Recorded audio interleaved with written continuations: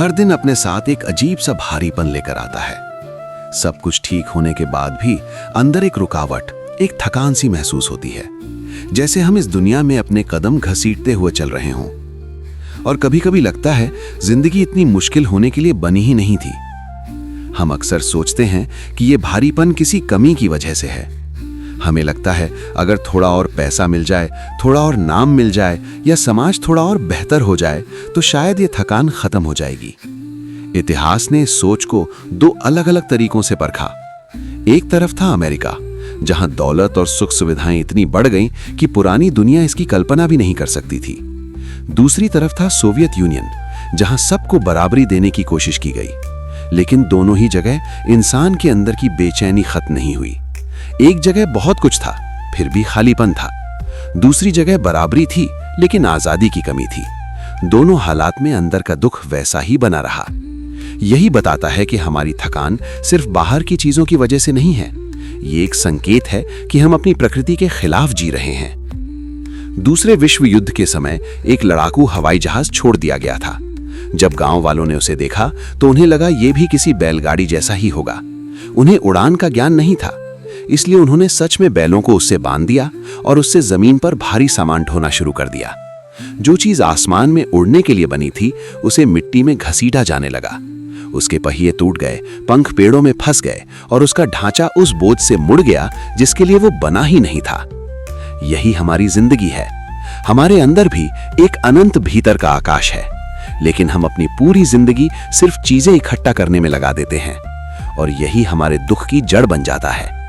सिर्फ पैसे में शांति ढूंढना वैसा ही है जैसे गुलाब के पौधे पर चमेली उगाने की कोशिश करना। न गुलाब बचता है, न चमेली आती है, बस पौधा टूटने लगता है। हम हमेशा एक मृग तृष्णा के पीछे भागते रहते हैं। बस थोड़ा और पैसा, थोड़ी और ताकत, थोड़ी और चीजें और फिर सब ठीक हो जाएगा। सिकंदर महान इस सोच की सबसे बड़ी मिसाल है। उसने पूरी दुनिया जीत ली। उसके पास सब कुछ था जो धरती दे सकती थी। एक कथा में कहा जाता है कि एक फकीर ने उससे पूछा, अगर तुम रेगिस्तान में प्यास से मर रहे हो और मेरे पास सिर्फ एक कप पानी हो तो तुम अपने साम्राज्य का कितना हिस्सा दोगे? सिकंदर ने तुरंत कहा, पूरा साम्राज्य भी दे दूंगा। उस पल पूरी दुनिया की जीत एक कप पानी से भी छोटी साबित हुई। यही दिखाता है कि इकट्ठा की गई चीजें हमारी असली जरूरतें पूरी नहीं कर सकती।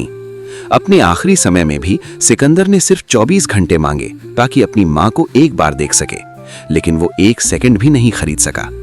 समस्या ये है कि ये जमा करने की आदत अध्यात्म में भी घुस जाती है। हम ज्ञान को भी जमा करने लगते हैं। किताबें, शास्त्र, कोट्स, फिलॉसफीज, सब कुछ बस इकट्ठा करते जाते हैं ताकि अहंकार बड़ा लगे।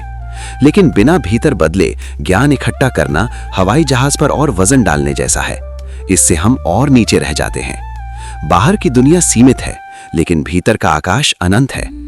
उसमें जाने के लिए मन को हल्का करना पड़ता है। अगर मन उधार के विचारों, दूसरों की बातों और पुराने बिलीफ्स से भरा हो तो हम उड़ नहीं सकते। एक बार एक प्रोफेसर जेन मास्टर नानोन के पास गया। उसने कहा, मुझे एनलाइटनमेंट सिखाइए। नानोन ने उसके कप में चाय डालनी शुरू की। कप भर गया, फिर भी वो डालते रहे। चाय बाहर गिरने लगी।